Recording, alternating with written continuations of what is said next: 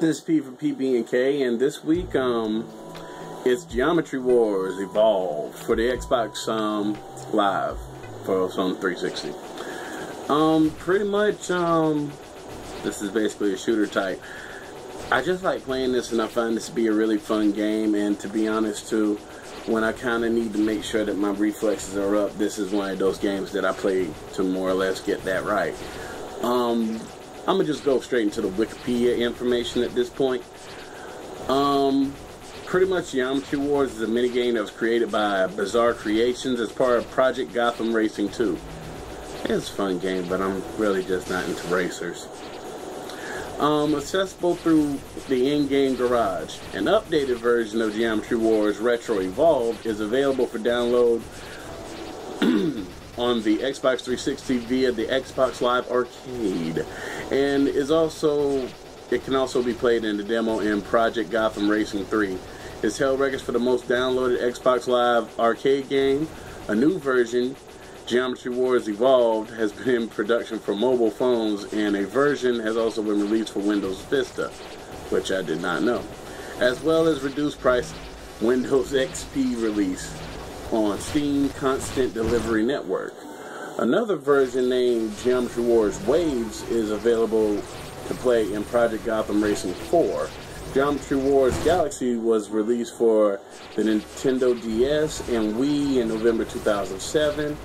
And a sequel, Geometry Wars Retro Evolved 2, was released to Xbox Live Arcade July 30th, 2008. The most recent version of the game was released for an iOS device. Well, that was actually pretty boring.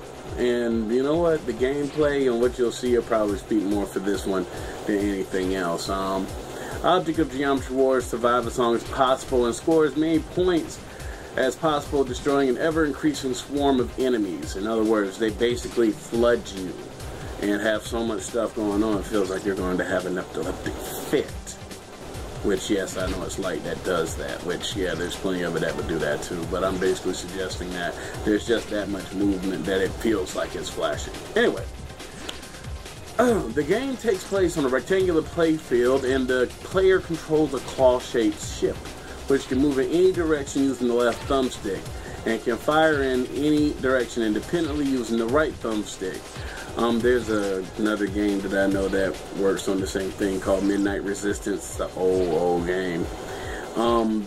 It would be awesome if you ever had something with two analogs, but I have yet to see this thing get ported on anything decent where it played like worth anything. You know, maybe on a PlayStation 3 or so, I don't know. And definitely it would have to be a good emulator to do it. Opinions. The player has a limited number of bombs that can be detonated and destroy all enemies on the playfield. As the game progresses, the player can earn extra lives and additional bombs at set score increments, and primary weapon changes at regular intervals, 10,000 points. Also, enemies spawn in progressively larger quantities and greater frequency as the game progresses.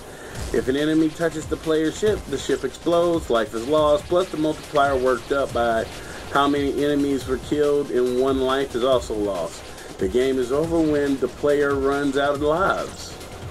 The evolved version of the game takes place on a playfield slightly larger than the display area of the TV screen, and a camera follows the player movements. A background grid pattern also adds the graphical effect by warping in reaction to the player's shots and behavior of certain enemies.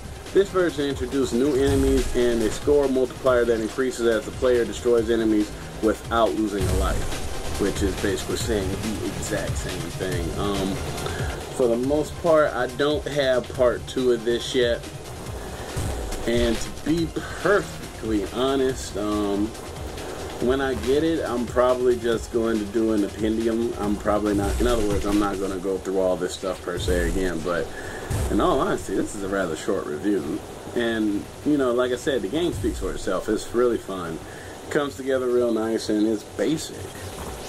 To be honest, I kind of wish we had sort of more games like this, because it's so simple. This looks like something that, had it been slower paced, could have been something that would have appeared on Atari. Because if we have Robotron, we can have something like this. I'm just saying. Which actually that would have been a good one to review too. Pretty much I'm just gonna go ahead and end this review on that one because well, there's really not much more I can say other than it's funny and you should at least pay the $10 or $5 to play it. Unless you just want to go ahead and get from part 2, because apparently part 2 is just like this with more modes and multiplayer. So pretty much the way I ended up with it is I actually bought this, and it actually came with a few games. Popcock's Bejeweled 2, which I'm amazed I have not reviewed yet. Geometry Wars Evolve, Wii Fable of Souls, Texas Hold'em Poker, Outpost, Calico, and Hardwood Backgammon. Okay, you know I bought this basically for Bejeweled and Geometry Wars Evolve, Retro Revolve. And can you blame me? I've got like another one of those things. It's got Zuma on it, I think, and something else. But anyway, pretty much like, subscribe, tell other people, buy stuff from my website. You know the deal. Customers always free.